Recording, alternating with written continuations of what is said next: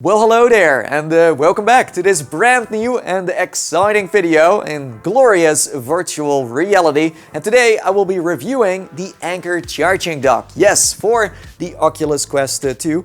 I got it right here, and I've been testing it for a couple of weeks now, and it's been very interesting to say the least. So stay tuned for that. I will definitely be able to tell you at the end of this video if you should be buying this or not for a whopping $87 US, because that's the price tag and that's a lot of freaking money. So there is a lot we have to talk about. Quick heads up, this stand was provided for free by Oculus, but opinions are my own, of course. As always, I'm not going to lie, we Dutch people love free stuff, but we're also straight to the point. So let's jump right into the metaverse and check it out. Let's go! Okay, so let me first of all show you what's in the box. Inside you will find the charging dock for the Quest and its controllers, a USB-C to USB-C cable plus a fast charger, special controller covers, rechargeable AA batteries, a magnetic USB-C headset connector and a user manual. Very important. I found the setup itself, by the way, super duper easy.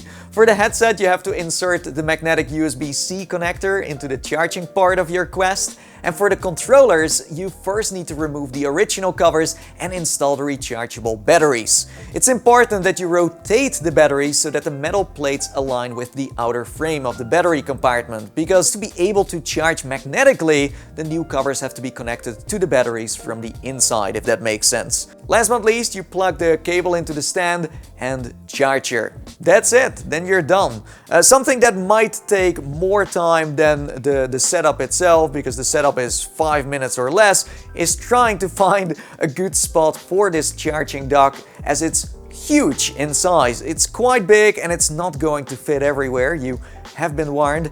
Here's some info on that, because I do think it's important to, note this down before you buy it, because it's not going to fit in every household, I'm afraid. Anyways, the moment you place your Quest and controllers on top of this charging stand, it's going to do the rest by itself. There is not much you have to worry about. It's easy to miss, but there is a little magnetic connector on the right side of the dock that automatically snaps into the headset's charging part, and the controllers, well, they just charge wirelessly through their new covers. On the bottom of the stand you can find the LED indicators that show you when something is fully charged. The left and right are the controllers and the middle is the headset. Orange means being charged, and when it turns solid green, it's ready to go.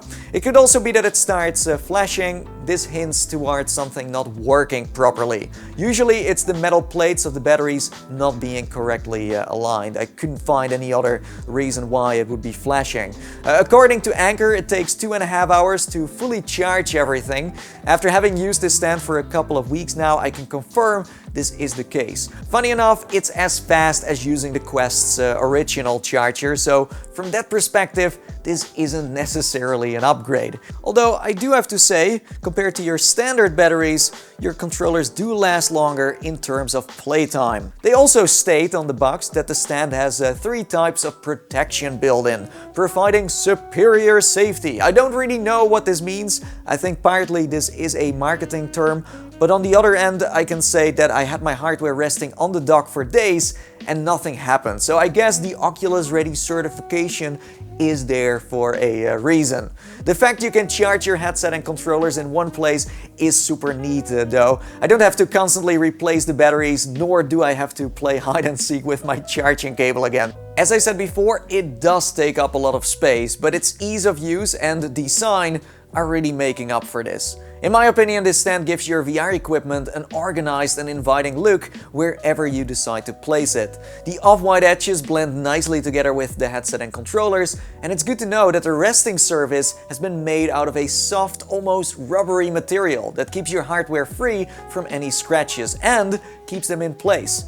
The fact the controllers are facing up makes their position easy to grab when you are already wearing the headset, plus the weight in combination with the non-slip material underneath makes it a reliable dock that isn't going anywhere. From the material to its design, it feels premium. It's just made to make things more effortless, and it definitely delivers on that end. So yeah, so far it all sounds fairly positive, but there are some downsides too that I have to highlight. So yeah, the first one is that the charging connector does once in a while fail to snap to the headset. This is something that happens in random sessions, so you do need to be aware that you have to sometimes fight the connector and just replace your headset on the stand to make the magic happen. Next to that, this charging dock officially is only compatible with the original soft and/or elite strap, but surprisingly enough, not the battery version. For starters, this is probably no issue as they buy a Quest with the soft strap included, but if you use your headset on a regular base, there is a big chance you use the Elite battery strap.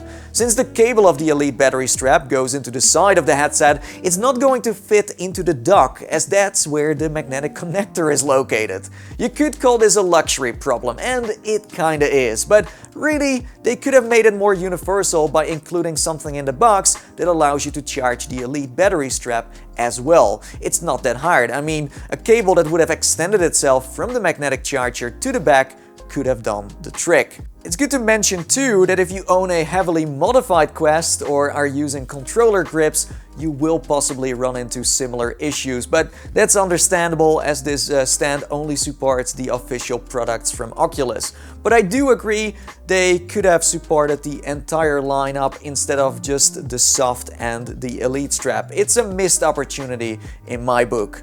Anyhow, let's move on to another downside, and that is if you want to hook up the Quest to the computer with a USB-C cable to transfer screenshots, videos, save files, or because you want to play PC VR games wired, you have to take out the connector first. This does get annoying over time, especially if you are a heavy user who does this on a daily basis. I do understand that this is only a problem for people who have no other choice, but if you want to, you can just go wirelessly with SideQuest, Virtual Desktop, and Oculus Airlink, so it's not like this is a huge deal breaker for most, but there are people out there who can only play games with Oculus Link and can't just play over the internet. So it's only a problem for a specific amount of people, but if you do everything wirelessly, then you can just forget about everything I said.